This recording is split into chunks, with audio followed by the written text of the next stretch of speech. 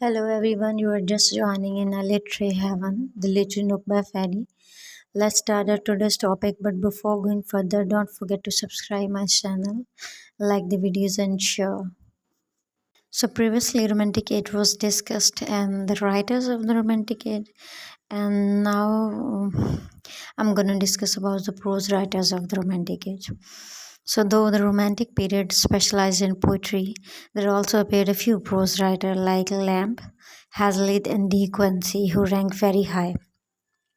So there was no revolt of prose writer against the 18th century comparable to that of the whereas many 18th century prose writers depended on assumptions about the suitability of various prose styles for various purposes which they shared with a relatively small but sophisticated public. Writers in Romantic period were rather more concerned with subject matter and emotional expression than with appropriate style. They wrote for an ever increasing audience which was less homogeneous in its interest in education than that of their predecessors. And there was also an indication of the growing distrust of the sharp distinction between matter and manner, which was made in the 18th century and of a romantic preferences for spontaneity rather than formality and contrivance. So there was a decline of the grand style and of the most form of the contrived architectural prose written for what may be called the public or the didactic purpose. So though some romantic poets like Coleridge, Shelley, Keats, Byron wrote excellent prose in their critical writings, letters, journals, and some of the novelists like Scott and Jane Austen were masters of prose style. So those who wrote prose for its own sake in the form of the essays and attained excellence in the art of prose writing were Lamb, Hazlitt, and De Quincey. So the first one or the first in rank should be Charles Lamb is one of the most lovable personalities in English literature, lived a very humble, honest and most self-sacrificing life.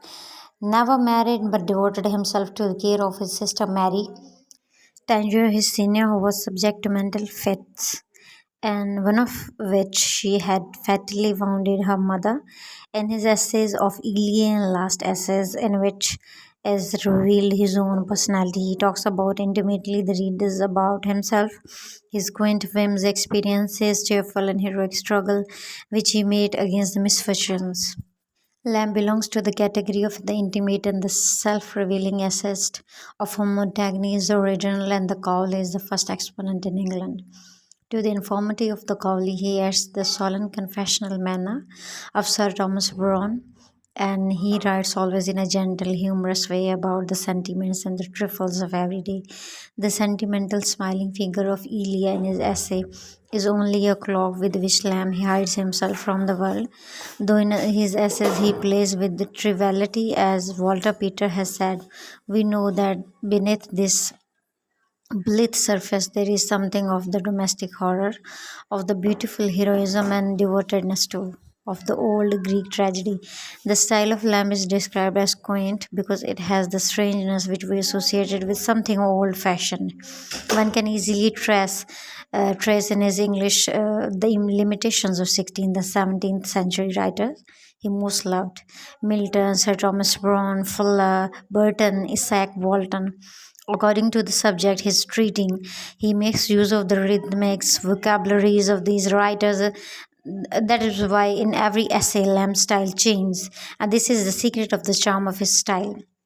So it also prevents him from ever becoming monotonous or tiresome. So his style is full of surprises because his mood continually varies, creating or suggesting in its own style and calling into play some recollection of this or that writer of the older world.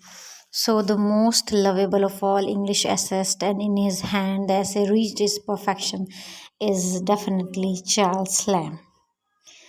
Next one would be William Hazlitt. As a personality, Hazlitt was just the opposite of Lamb. He was a man of violent temper with strong likes and dislikes, and in his judgment of the others, he was always downright and frank and never cared for its effect on them. So during the time when England was engaged in a bitter struggle against Napoleon, Hazlitt worshipped him as a hero, and so he came in conflict with the government, and friends left him one by one on account of his aggressive nature.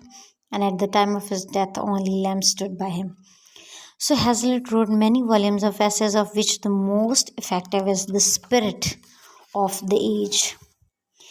Next one would be Thomas De Quincey, and definitely a famous writer of the impassioned prose.